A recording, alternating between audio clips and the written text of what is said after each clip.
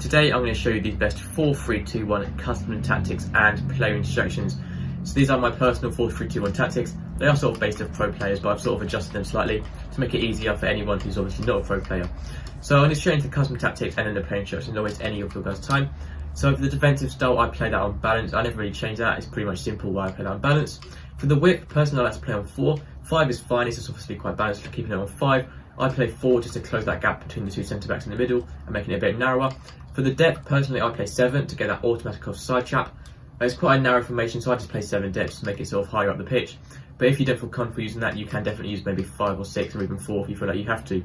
The offensive style, I like using long ball in this formation. Long ball can be quite predictable, so you can use balance if you feel like you're being sort of predicted quite often. But long ball works really well, getting the ball straight up to the strikers, left forwards and right forwards. Those attacking three are really good in this formation, and they sort of make forward runs, getting behind and into the opposition box. Playing in the box, just leave that on 5 or 6, that's not very important. It doesn't really make too much difference. For the corners, just leave that on 2, and then free kicks on 2 as well. For the striker, you want him to be on stay central, so he's staying in the centre of the pitch in line with the goal and not drifting out wide in the way of the left forward and right forward.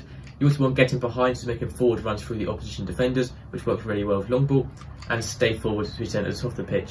So that is the same for the left forward and right forward as well. The left forward and right forward, they sort of act a bit like wingers in game, but much narrower than that. They're sort of like side strikers, but a bit wider than normal strikers. It's they have the same instructions as strikers would.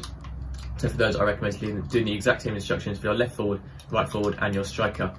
For the 3 centre mids, for these, leave the 2 outside ones completely default, and then for the centre one, use cover centre, and then that is all you have to change there. You can use stay back while attacking if you have a more defensive midfielder here, but other than that, just leave it on balanced attack, and just leave all 3 of these completely default, apart from the middle one with cover centre on.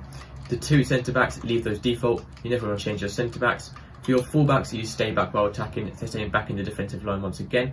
You can use balanced attack if you want them to help out on the wing, but they can be drawn out of position quite easily, so personally I like to use stay back while attacking, and then also use overlap for the run type. And then for your goalkeeper, use comes to crosses and sweep keeper, so your keeper's kind of his line a bit more to defend corners and crosses. It works really well with this Fifa. So that is everything for this video. 4-3-2-1 formation. Honestly, it's really good formation, really good narrow formation to use. I do recommend giving it a go. It's quite an attacking formation, but it is very easy to score goals when you need them quite quickly. So that's everything for this video. Thank you for watching. Make sure to subscribe. Have a nice rest of your day, and I'll see you next time. Goodbye.